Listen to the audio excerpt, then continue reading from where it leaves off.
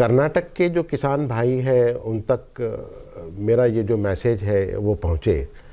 और दूसरा ये है कि इस एक्ट के ताल्लुक से जो बहुत सारी बातें जो फैलाई जा रही है वो भी एक पब्लिक अवेयरनेस में लोगों को पता चले कि एक्चुअल में क्या चल रहा है, इसके पीछे क्या है। क्या सचमुच गाय का प्रोटेक्शन करना है, सचमुच कैटल का प्रोटेक्शन करना है, इसके बारे में क्या हुआ, इतने साल से हम लोग जो है तो ये एक्ट को लागू कर रहे हैं, ये एक्ट का सचमुच फ़ायदा हुआ है या नहीं हुआ, सचमुच गवर्नमेंट इंटरेस्टेड थी इसमें या नहीं थी, इन्होंने सीरियसली इम्प्लीमेंट किया या सिर्फ बताने के लिए इन्होंने किया। तो ये सब जानने के लिए मैंने क्या किया हूँ कि पिछले 2 साल से मैं इस इशू पर अपना रिसर्च कर रहा हूँ। और इस रिसर्च में मैंने ये किया कि जो लाइफ स्टॉक जो सेंसस डेटा है हर 5 साल हमारे पास, जैसे जनगणना होती है उसी तरह से हमारे पास पशुगणना भी होती है। और पशुगणना जो होती है उसका जो डेटा है वो पब्लिश होता है। तो वो डेटा को मैंने ऑफिशियल वेबसाइट से निकाला और निकाल के मैंने तो इसको एनालाइज किया सारे स्टेट के लिए। लेकिन हम आज बात करेंगे सिर्फ कर्नाटक के बारे में, इसलिए कि हम उस बिल के ताल्लुक से बात कर रहे हैं। तो सबसे पहली तो चीज़ ये है कि आप अगर जो एक्ट है उनको पढ़ेंगे तो एक्ट के अंदर आपको लगेगा जो 1964 का ओरिजिनल एक्ट है, उस ओरिजिनल एक्ट में सेक्शन 4 में दिया गया है कि कोई भी शी बफलो और गाय और काफ जो छोटा बछड़ा होता है उसका स्लॉटर प्रोहिबिटेड है। तो इनका जो बोलना है, अभी जो पॉलिटिशियंस आकर जो बोल रहे हैं कि हमने अभी गाय का जो है तो हत्याबंदी ख़त्म की है, बिल्कुल गलत है। तो 1964 के एक्ट से है।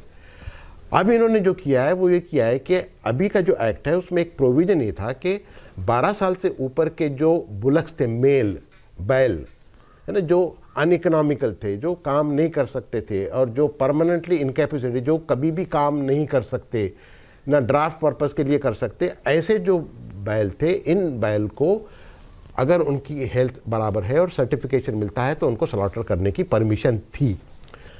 अब वो चीज़ को ये जो अभी जो 2020 का जो इन्होंने जो बिल पास किया है उसमें उसको निकाल दिया है और कर्नाटक में टोटल प्रोटेक्शन उन्होंने अभी लागू किया है। यही फ़र्क है।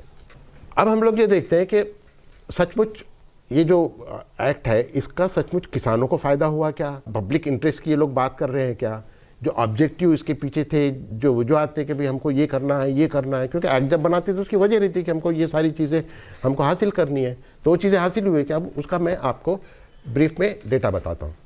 तो पहले तो हम ये देखते हैं कि भी 1997 से लेकर 2019 तक कैटल पॉपुलेशन का क्या हाल हुआ है।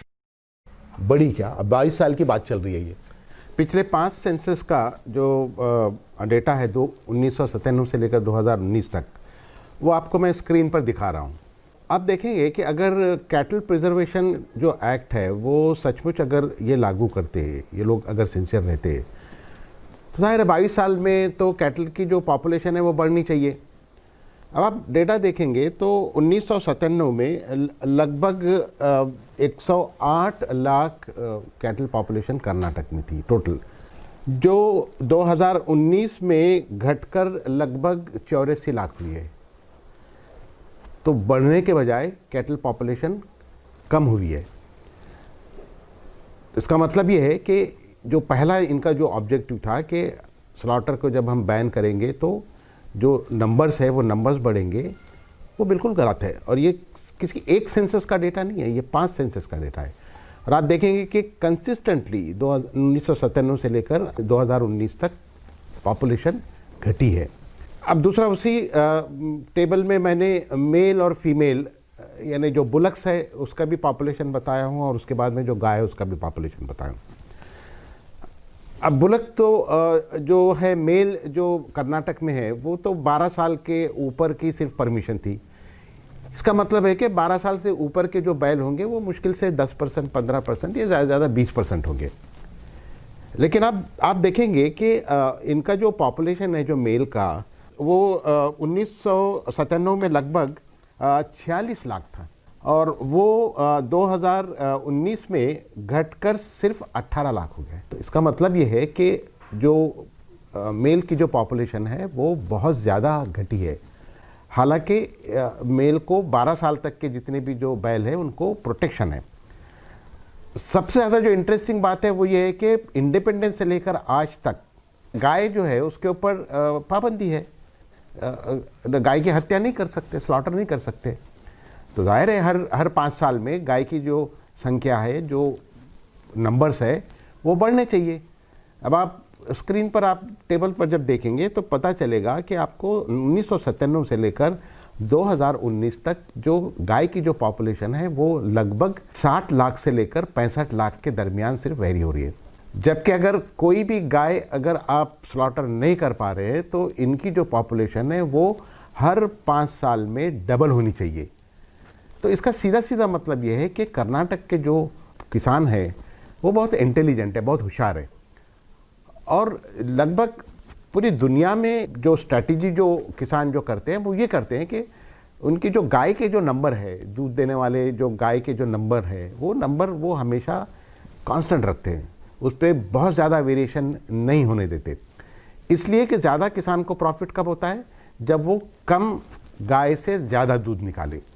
तो कर्नाटक के जो किसान हैं वो उन्होंने ये ठहरा लिया है कि हमको 65 लाख के ऊपर हमको गाय की संख्या नहीं ले जानी है। अब प्रॉब्लम यह है कि अगर ये अगर जो एक्ट है ये अगर सचमुच अगर लागू होता और किसान अगर इसको मानते और किसान अगर इसका फॉलो करते तो ये जो पॉपुलेशन है ये पॉपुलेशन कम से कम 7 या 8 टाइम्स 1997 से लेकर आज तक ये बढ़ना चाहिए था।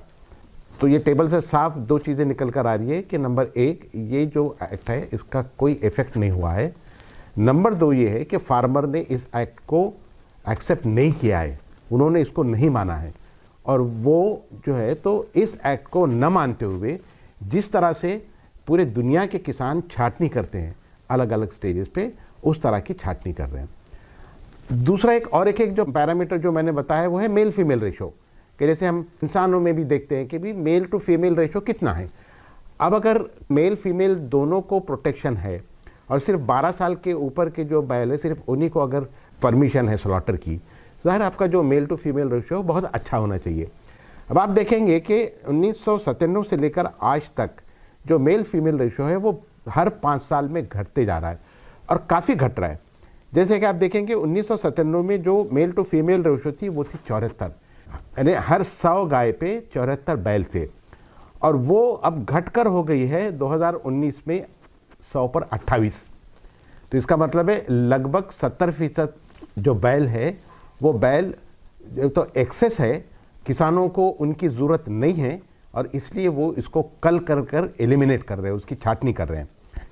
और उस हिसाब से अगर हम इसी डेटा को सामने रखकर अगर एक अंदाज़ा लगाएंगे कि हर सेंसस के पीरियड में कितने बैल जो है तो किसानों ने कलिंग की है, छाटनी की है, तो आप देखेंगे कि 2012 से 2019 में लगभग 47 लाख जो तो बैल है वो बैल पॉपुलेशन से गायब है। अब जाहिर है कि ये जो बैल जो गायब है तो इसके लिए आप तो सिर्फ बुचर को जिम्मेवार नहीं ठहरा सकते, इसलिए कि जब तक ये बैल जो एक्सेस में है, अनवांटेड है, अनइकोनॉमिकल है किसान के लिए, जब तक वो बेचेगा नहीं, बुचर उसको ख़रीदेगा नहीं, जब तक वो स्लॉटर को नहीं जाएंगे। अब आप अगर एक्ट को देखते हैं तो एक्ट में क्लियरली ये लिखा है कि सेक्शन 9 को आप देखिए, सेक्शन 9 में लिखा है कि न सिर्फ वो जो कि स्लॉटर कर रहा है बल्कि कोई भी ऐसा पर्सन, कोई भी ऐसा शख्स जो गाय को या बैल को स्लॉटर के लिए बेच रहा है वो भी सेक्शन 9 में इक्वली रिस्पॉन्सिबल है। इसका मतलब ये है कि जो गाय यहाँ पर बेची गई है जो बढ़नी चाहिए थी लेकिन बढ़ी नहीं है, जो बैल बढ़ने चाहिए तो बढ़े नहीं हैं, और वो जो पॉपुलेशन से जो कम हुए उनको किसानों ने बेचा है और उसके बाद में क्या हुआ इसका पता नहीं है। अगर ये स्लॉटर के लिए गए तो किसान भी सेक्शन 9 में उतने ही रिस्पॉन्सिबल है। तो इसका पूरा जो एब्स्ट्रैक्ट ये है कि समरी में मैं आपको ये बताऊंगा कि ये जो एक्ट है, इस एक्ट का पिछले 22 साल के पिछले पूरे आप 70 साल अगर देख लेंगे तो पूरे 70 साल में इसका कर्नाटक में कोई फ़ायदा नहीं हुआ है। दोस्तों, मुझे उम्मीद है कि आज का ये एपिसोड आपको पसंद आया होगा। अगर आपको सचमुच ही अच्छा लगा तो आप इसे अपने दोस्तों के साथ शेयर कीजिए, दूसरे किसान भाइयों के साथ शेयर कीजिए, और इसके बाद में जो नेक्स्ट जो एपिसोड जो मैं बनाने वाला हूँ उस एपिसोड में मैं आपको जो आगे का जो डेटा एनालिसिस उसके बारे में बताऊंगा कि बैल के जो नंबर कम हो रहे हैं, जो गाय के जो नंबर कम हो रहे हैं, वो एक्चुअल में किस स्टेज के ऊपर छाटनी हो रही है। और क्या उस स्टेज पर छाटनी लॉ के हिसाब से, कानून के हिसाब से परमिटेड है क्या।